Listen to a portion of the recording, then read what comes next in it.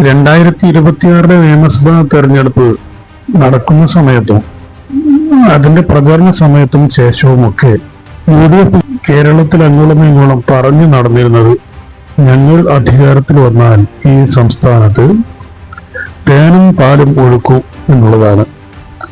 മതേതരത്വം പുലർത്തും, അതിനു വേണ്ട നടപടികൾ സ്വീകരിക്കും എന്നൊക്കെയാണ്. ഇങ്ങനെ വാഗ്ദാനങ്ങളുടെ വലിയ വലിയ പെരുമഴകൾ തന്നെ സൃഷ്ടിച്ചുകൊണ്ടാണ് UDF നമ്മുടെ സംസ്ഥാനത്തിൽ അധികാരത്തിൽ വന്നത് എന്ന് നമുക്കെല്ലാവർക്കും അറിയാവുന്ന കാര്യമാണ്.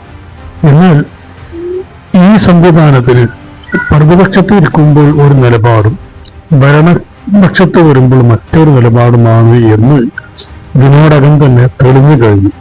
അതാണ് കോൺഗ്രസ് എപ്പോഴും പറയുന്നതൊന്നും പ്രവർത്തിക്കുന്നത് മറ്റൊന്നുമായിരിക്കും. അത് ഇതം പര്യന്തമായ കോൺഗ്രസിന്റെ ചരിത്രം അറിയാവുന്നവർക്കൊക്കെ അറിയാം. പറയുന്നതൊന്ന് പ്രവർത്തിക്കുന്നതൊന്ന്. അങ്ങനെ പറയുന്നത് പ്രവർത്തിക്കാതിരിക്കുമ്പോൾ അതിനെ എതിരിടാനുള്ള അല്ലെങ്കിൽ രാഷ്ട്രീയപരമായിട്ട് പറഞ്ഞു നിൽക്കാനുള്ള പല ക്യാപ്സ്യൂളുകളും തരികിടകളും അവർ എക്കാലത്തും പയറ്റിയിട്ടുണ്ട്. അതാണ് കോൺഗ്രസിന്റെ ഒരു ചരിത്രം. 2026 അതിന് മാറ്റമില്ല. അത് തന്നെയാണ് സംഭവിച്ചുകൊണ്ടിരിക്കുന്നത്. കോൺഗ്രസും UDF എന്ന് പറഞ്ഞാൽ നമ്മുടെ VD സതീശനും സംഘവും കഴിഞ്ഞ ഗവൺമെന്റിന്റെ കാലത്ത്, അതായത് അവർ പ്രതിപക്ഷത്ത് ഇരുന്ന കാലത്ത് എതിർത്ത് പോന്നിരുന്ന ചില കാര്യങ്ങളുണ്ട്. ഇവർ നഖശിഖാന്തം എതിർത്ത് പോന്നിരുന്ന നിരവധി പദ്ധതികളുണ്ട്. അതിലൊന്ന് PM ശ്രീ പദ്ധതിയാണ്. രണ്ടാമത്തേത് മദ്യനയമാണ്. മൂന്നാമത്തേത് കരിമണൽ ഖനനവുമായിട്ട് ബന്ധപ്പെട്ട കാര്യങ്ങളാണ്. അതിൽ PM ശ്രീ പദ്ധതി, അതേക്കുറിച്ച് നമുക്ക് നോക്കാം. ഇതിനെ കോൺഗ്രസും UDF ഒന്നടങ്കം എതിർത്ത ഒരു പദ്ധതിയാണ്. കോൺഗ്രസിന്റെ ഈ കാര്യത്തിലെ നിലപാട് തന്നെ വിചിത്രമാണ്. കാരണം ആൾ ഇന്ത്യ തലത്തിൽ കോൺഗ്രസ് ഈ പദ്ധതി നടപ്പിലാക്കിയവരാണ്. പക്ഷേ കേരളത്തിൽ വരുമ്പോൾ ഇതിനെ അവർ എതിർക്കുന്നത് തികച്ചും രാഷ്ട്രീയ ലക്ഷ്യത്തോടു കൂടിയാണ്, അഥവാ രാഷ്ട്രീയ ലാഭത്തിന് വേണ്ടിയാണ്. എന്ന് പറഞ്ഞാൽ ന്യൂനപക്ഷങ്ങളുടെ വോട്ട് തങ്ങൾക്ക് അനുകൂലമായിട്ട് പോൾ ചെയ്യപ്പെടണമെങ്കിൽ ഈ പദ്ധതിയെ എതിർത്തേ പറ്റുകയുള്ളൂ. അതുകൊണ്ടാണ് കേരളത്തിൽ ഇവർ വ്യത്യസ്തമായ ഒരു നിലപാട് സ്വീകരിച്ചത്. അതുപോലെ തന്നെ മദ്യനയം, ഇപ്പൊ ഇന്ന് നിലവിൽ ഇവർ പ്രഖ്യാപിച്ചിട്ടുള്ള മദ്യനയത്തിന് വിരുദ്ധമാണ് അന്നത്തെ മദ്യനയം. ബൊക്കാഡിയ അടക്കമുള്ള ഈരം കുറഞ്ഞ മദ്യം ഉൽപ്പാദിപ്പിക്കുന്ന കമ്പനികൾക്ക് നികുതി കുറച്ചു കൊടുക്കുന്നതിനെതിരെ കാലാകാലം നഖശിഖാന്തം എതിർത്തവരാണ് ഈ VD സതീശനും പാർട്ടിയും. ഇപ്പോൾ ആ നിലപാടിൽ അവർ മാറ്റം വരുത്തി എന്ന് മാത്രം. ഇനി മൂന്നാമത്തെ കാര്യം കരിമണൽ ഖനനമാണ്.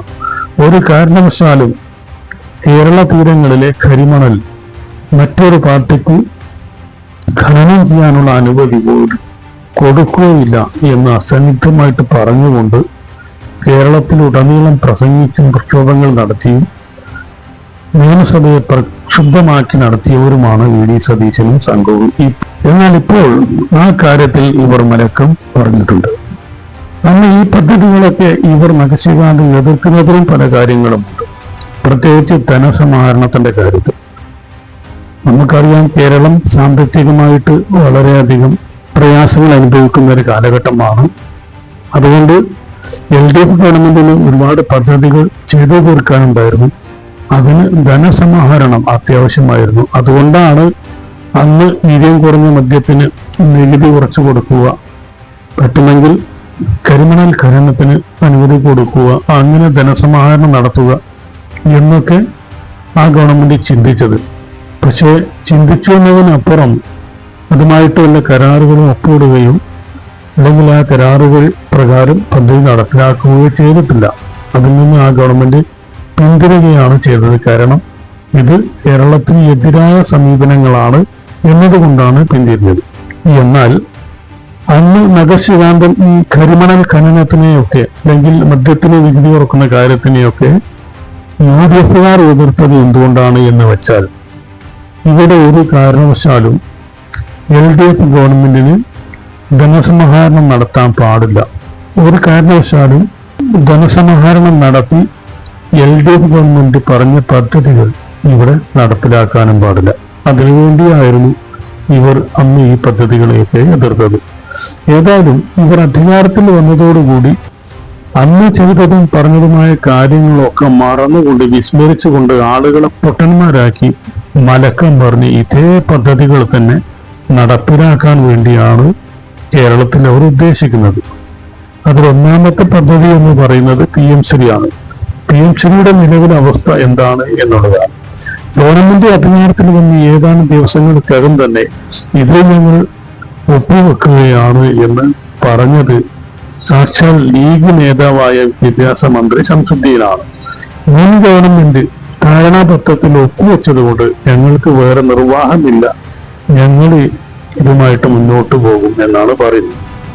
പക്ഷെ പ്രതിപക്ഷത്താകുമ്പോൾ ഇവരുടെ നിലപാട് ഇതായിരുന്നില്ല. മുസ്ലിം ലീഗും ജമാഅത്തെ ഇസ്ലാമിയും KM ഷാജിയും എല്ലാം കൂടി ഇതിനെതിരെ എത്രമാത്രം കോലാഹലങ്ങളാണ് കേരളത്തിൽ ഉണ്ടാക്കിയത് എന്ന് നമുക്കറിയാം.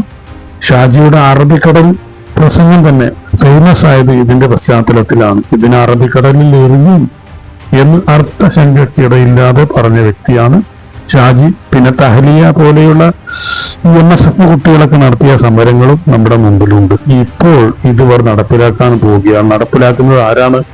അന്ന് ഇതിനെ എതിർത്ത മുസ്ലിം ലീഗിന്റെ മന്ത്രിയായ ശംസുദ്ദീൻ. അപ്പോൾ നിലവിൽ ഇന്നലെ VD സതീശൻ പറഞ്ഞതുപോലെ അല്ലെങ്കിൽ അദ്ദേഹം അസംബ്ലിയിൽ പ്രസംഗിച്ചത് കേൾക്കുമ്പോൾ ഇതിൽ ഒരു ന്യൂട്ടൺ അടിക്കുന്ന ഒരു സമീപനം ഉണ്ടാകും എന്ന് നമുക്ക് മനസ്സിലാവുന്നുണ്ട്. കാരണം ഈ PMശ്രീ പദ്ധതി നടപ്പിലാക്കുന്നതിനെതിരെ ലീഗിനകത്ത് തന്നെ അഭിപ്രായ വ്യത്യാസമുണ്ട്, UDF അകത്ത് തന്നെ അഭിപ്രായ വ്യത്യാസമുണ്ട്, കോൺഗ്രസിനകത്ത് തന്നെയും അഭിപ്രായ വ്യത്യാസം ഉണ്ട്. KSU ഇതിനെ എതിർത്ത് രംഗത്ത് വന്നിട്ടുണ്ട്, MSF രംഗത്ത് വന്നിട്ടുണ്ട്, യൂത്ത് ലീഗും ഇതിനെ എതിർത്ത് രംഗത്ത് വന്നിട്ടുണ്ട്. എന്തിന് KC വേണുഗോപാൽ അടക്കമുള്ള നേതാക്കന്മാരും ഇതിന് എതിരാണ്. കഴിഞ്ഞ ദിവസം കേരളത്തിൽ വന്ന് തിരിച്ചു പോകുന്ന സമയത്ത് VD സതീശനെതിരെ ഈ കാര്യത്തിൽ ഒരു കൊട്ടിക്കൊണ്ടാണ് അദ്ദേഹം പോകുന്നത്. പ്രതിപക്ഷത്തിരിക്കുമ്പോൾ ഒരു നിലപാടും ഭരണം കിട്ടിയാൽ മറ്റൊരു നിലപാടും അത് കോൺഗ്രസിന്റെ രീതിയല്ല എന്ന് അദ്ദേഹം പറഞ്ഞപ്പോൾ അത് സതീശനിട്ട് ഒരു കൊട്ടായിരുന്നു. അതിന്റെ പശ്ചാത്തലത്തിലാണ് ഈ കാര്യം വേണ്ടിവന്നാൽ പുനഃപരിശോധിക്കും എന്നൊരു നിലപാട് VD സതീശൻ നിയമസഭക്കകത്ത് സ്വീകരിച്ചത്. പക്ഷെ എന്തൊക്കെയായാലും ഈ PMശ്രീ പദ്ധതി ഇവർ ഒപ്പിടാൻ തന്നെയാണ് സാധ്യത. ഇതിനെ എതിർക്കുന്നവരെയൊക്കെ എങ്ങനെയും പറഞ്ഞു പറ്റിച്ച് തങ്ങളുടെ ചൊൽപ്പടിക്ക് നിർത്താൻ പറ്റുമോ എന്നാണ് അവർ ചിന്തിച്ചുകൊണ്ടിരിക്കുന്നത്. MSF അതുപോലെ തന്നെ KSU, യൂത്ത് ലീഗ് ഇങ്ങനെയുള്ള പോഷകക്കാരൊക്കെ എങ്ങനെയെങ്കിലും പറഞ്ഞ് ലീഗിനും കോൺഗ്രസിനും സമ്മതിപ്പിക്കാനും സാധിക്കും. അതിനുള്ള ഒരു നവീകരണ ക്യാപ്സൂളുകളൊക്കെ ഇറക്കി ഇവരെയൊക്കെ ഒതുക്കാൻ അവർക്ക് സാധിക്കും, എല്ലാവരെയും ഒതുക്കാൻ അവർക്ക് സാധിക്കും. അങ്ങനെ ഇപ്പോൾ ഘോരഘോരം ഇതിനെ എതിർത്ത് രംഗത്ത് വന്നിട്ടുള്ള MSF, യൂത്ത് ലീഗ്, KSU ഇവരൊക്കെ ഈ പദ്ധതിയെ ക്രമേണ അംഗീകരിച്ചു കൊടുക്കാൻ തന്നെയാണ് സാധ്യത. അതുകൊണ്ട് അതിവിടെ നടപ്പിലാക്കപ്പെടും എന്ന കാര്യത്തിൽ യാതൊരു സംശയവുമില്ല. ഇനി ബൊക്കാഡിയയുടെ കാര്യം, ബ്രീസയുടെ കാര്യം. ബ്രീസ എന്ന് പറഞ്ഞാൽ വീര്യം കുറഞ്ഞ ഒരു മദ്യമാണ്. അതിനെ ഉൽപ്പാദിപ്പിക്കുന്നത് ബൊക്കാഡിയ എന്ന കമ്പനിയാണ്. ഇന്നിപ്പോൾ നമ്മുടെ വർത്തമാന പത്രങ്ങൾ തുറന്നാലും TV ചാനലുകൾ തുറന്നാലുമൊക്കെ കേൾക്കുന്ന രണ്ട് പദങ്ങളാണ് ബൊക്കാഡിയ, അതുപോലെ ബ്രീസ. അത്രയും ആ കമ്പനി ഫേമസ് ആയി. അതിന് കാരണം ഈ UDF ആണ്. അവരുടെ വീര്യം കുറഞ്ഞ മദ്യം അതാണ് ബ്രീസ. ഈ ബ്രീസ എന്ന് പറയുന്നത് യഥാർത്ഥ മദ്യം പോലെയല്ല, അതൊരു കോക്ടെയിലാണ്. അതിന് രുചിയുണ്ടാകും. മദ്യം കഴിക്കുമ്പോഴുള്ള കയ്പ്, ചവർപ്പ്, പ്രയാസം ഇതൊന്നും ഉണ്ടാവുകയില്ല. ഓരോ മദ്യപാന്മാരും എങ്ങനെയാണ് ഈ മദ്യം കടിച്ചു പിടിച്ച് കുടിച്ച് ഇറക്കുന്നത് എന്ന് നമുക്ക് അറിയാവുന്ന കാര്യമാണ്.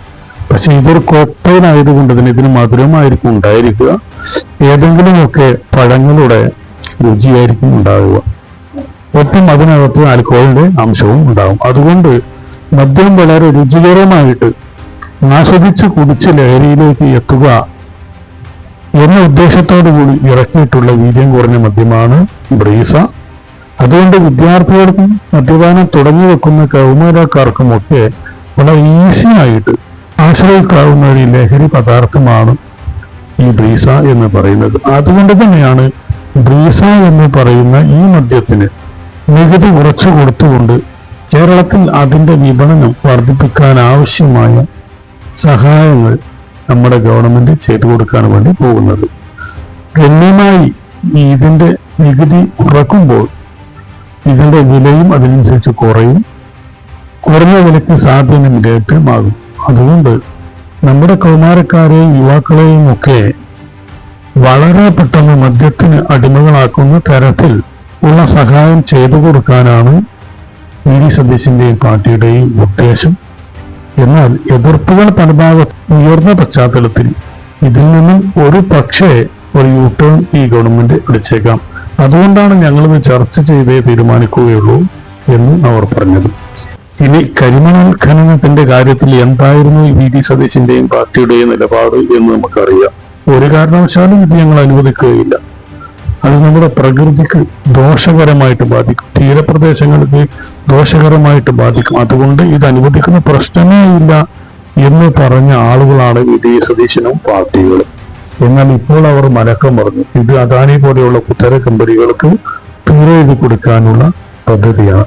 അക്കാലത്ത് പ്രതിപക്ഷത്തിരിക്കുമ്പോൾ ഈ കരിമണൽ ഖനനത്തിന് അതിശക്തമായിട്ട് വിമർശിച്ചതുകൊണ്ടാണ് അദ്ദേഹത്തിന് ഒരു ഹരിത MLA എന്ന ലേബിൾ നമ്മുടെ മാധ്യമങ്ങൾ ചാർത്തി കൊടുത്തത്. അദ്ദേഹത്തിന്റെ കൂടെ നിന്നവർക്കും ഹരിത MLA എന്ന ലേബിൾ വലിയ മഹത്വകരമായ കാര്യമായിട്ട് നമ്മുടെ മാധ്യമങ്ങൾ ചാർത്തി കൊടുത്തിരുന്നു. എന്നാൽ ഇനി ആ പദവി ഞങ്ങൾക്ക് വേണ്ട. നമ്മുടെ തീരപ്രദേശങ്ങളിലെ കരിമണലൊക്കെ ഞങ്ങൾ സ്വകാര്യ വ്യക്തികൾക്ക് കൊടുക്കാൻ വേണ്ടി പോവുകയാണ് എന്നാണ് നിലവിൽ വി ഡി സതീശന്റെയും പാർട്ടിയുടെയും നിലപാട്. പക്ഷേ ഇതിനെതിരെയും അതിശക്തമായ വിമർശനങ്ങൾ സമൂഹത്തിന്റെ പല ഭാഗത്തു നിന്നും വന്ന സാഹചര്യത്തിൽ ഇതിലും ഒരു പക്ഷേ ഒരു യൂട്ടേൺ അടിക്കാൻ സാധ്യതയുണ്ട്.